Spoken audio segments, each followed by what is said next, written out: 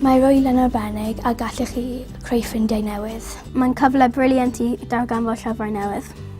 Roedd yr awyrgell yn hapus ac yn heulog iawn. Oedd y cyfathrebu cyn y ddigwyddiad, yn ystod y ddigwyddiad ac ar ôl y ddigwyddiad yn fendigedig. Os oedd unrhyw cwestiynau gyda fi cyn i ni fynd ar y daith, neu traw ni ar y maes ei hunain, oedd rhywun yna i helpu neu roi gymorth iddyn ni. Y peth gorau oedd gweld y pobl oedd wedi sgrifennu y llyfrau a prynu y llyfrau nhw. Fy hoff awdur i oedd cysylltu cawl oherwydd oedd hi'n darlunio'r lluniau. Yn ystod y ddiwrnod, oedd e mor hyfryd i weld nhw fynd i'r siop llyfr, cwrdd o holi smeil, ac hefyd mwynhau awyrgell ar y maes. Y peth mwyaf dda am cwrdd â holi smeil oedd hi'n mor ddiddorol a neis.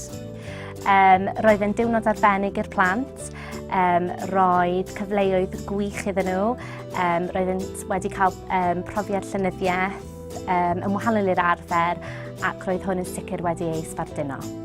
Roedd y pethau o gwmpas yn neis oherwydd roedd yna ffram dringo ac roedd yna fel lle i cael hufen ia ac oedd lle i prynu llyfrau. Pan daeth y plant yn ôl o'r Gŵyl, roeddent yn sicr wedi ei ysbrydoli ac yn byrlymus iawn am y profiad. Dwi'n hoffi darllen yn y nos cyn mynd i gwely, ond mae'r hei wedi perswadio fi darllen yn y dydd. Rydw i'n teimlo bod yr oel wedi ysbrydoli fi darllen mwy oherwydd prynais i'r holl cyfres o'r llyfrau. Fyswn ni'n gweud bod Gŵyl y Gelli yn cyfre ffantastig i codi frwdfryder ymhlith y ddisgyblion ynglŷn â ddarllen.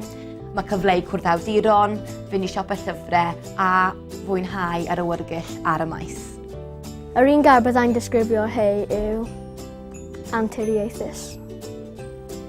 Arbennig. Arbennig. Ysbrydoliaeth. Diddorol. Ddiddorol.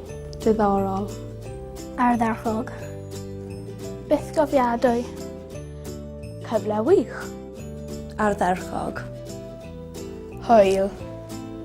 Byddwn ni'n dweud oedd yn anhygoel.